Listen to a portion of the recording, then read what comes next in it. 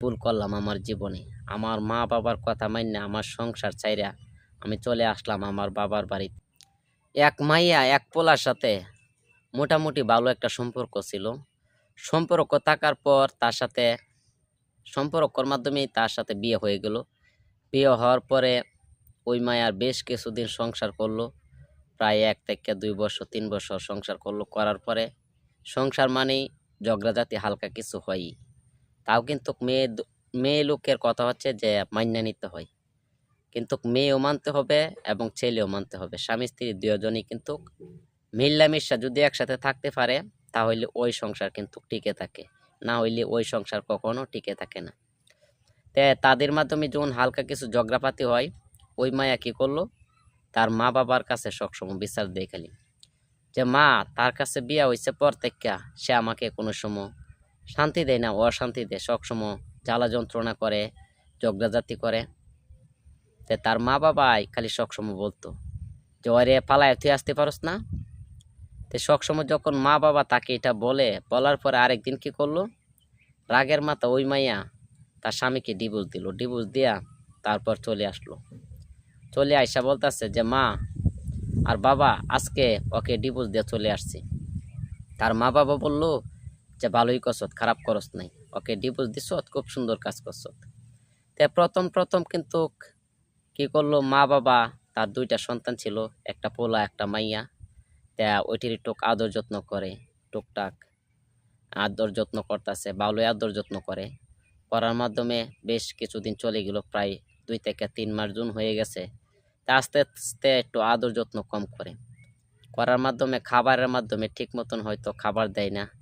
হয়তো দেখা গেছে যদি তারা খাইতে বয় একসাথে, বওয়ার পরে মাইয়ার নাতিরারে কি করে, মাইয়ার পোলারারে আর এই মাইয়ারে কি করে তাদেরকে অন্যভাবে খাওয়া।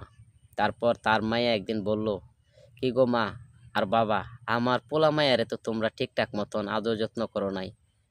তারপর বলতাছে যে আদর যত্ন তো এমনই হবে, তার চেয়ে কি আর বেশি হবে? তাদের কি কামাই আছে ওই জায়গায় যে আমরা খাওয়াবো? সবসময় কি আর মানুষকে খাওয়ানো যা?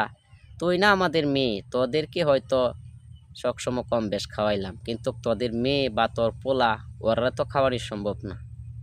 তারপর ওই মায়া কি করলো, আউট করে কান্দা দিল। কান্দার পরে বলতাছে যে আমি কি ভুল করলাম আমার জীবনে। আমার মা বাবার কথা মাইন্যা আমার সংসার ছাইরা আমি চলে আসলাম আমার বাবার বাড়িতে।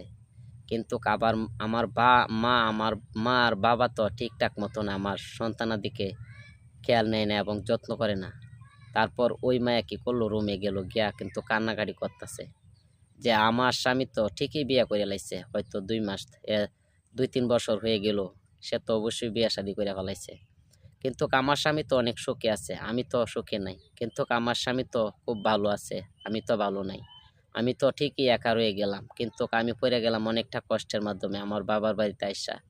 আমি কি একটা ভুল করলাম, কিন্তু আমার স্বামীর বাড়িতে আইসা আমি অনেক বড় ভুল করছি। কিন্তু আমার বাবার বাড়িতে, আমার স্বামীর বাড়িতে অনেক ভালো ছিল।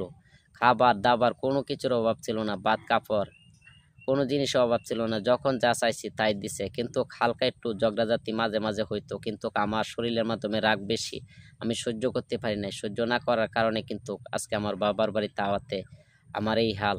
কিন্তু আমার সারা জীবন তো কষ্টই করতে হবে, এইগুলা বলতেছে আর ওই মায়া কাঁদতেছে। তারপর পরের দিন কি করলো, আবার ওর ভাই বাইস্তারে খাওন দিতেছে। দেওয়ার পরে বাইস্তাদের পাতের মাধ্যমে দিল, ভাতের মাধ্যমে দিল কি বড় বড় মাছের টুকরা। কিন্তু তার মেয়ে ছেলেদেরকে হালকা কিছু ঝোল দিল, দেয়া বলতেছে ওইগুলাই খাও। তারপর নাতি নাতকর বলতেছে কি নানা, কি নানি, আমাদেরকে দিলা না, তুমি তাদেরকে দিলা। তারপর বলতেছে তার নানি যে শোনো, ওরা খাইবো না কে খাইবো? ওরা বাবার কামাই ওরা খাইবো, ওরা বাবা অনেক কষ্ট করে কামাই করে ওরার জন্য, তোমাদের জন্য তো কষ্ট করে কামাই করে নাই, তোমরা যা মিলে তাই কিন্তু খাইতে হইব। তারপরেও মা কান্নাকাটি করে। তারপর সন্তানাদিও কান্নাকাটি করতেছে, বলতেছে মাকে যে মা কেন আমার বাবার বাড়িতে তোমার বাবার বাড়িতে আমাদেরকে নিয়ে আসলা, আইনা আমাদেরকে এত বড় কষ্টের মধ্যে পারলা। তারপরে মা হাউমাউ করে কান্দে আর বলে যে আমি জীবনে অনেক বড় ভুল করছি। একটা কথা মাথায় রাখবেন, আপনার আরে বলতাছি, কোনো সময় স্বামীর বাড়ি ছাইরা বাবার বাড়িতে কোনোদিন আসবেন না। আর মা বাবার কথা কান দিয়ে নিজের সংসার কোনোদিন নষ্ট করবেন না। কথাটা মাথায় রাখবেন। হাজারও যদি খারাপ হয় তাও আপনার স্বামী ভালো, কিন্তু আপনার মা বাবা কখনো ভালো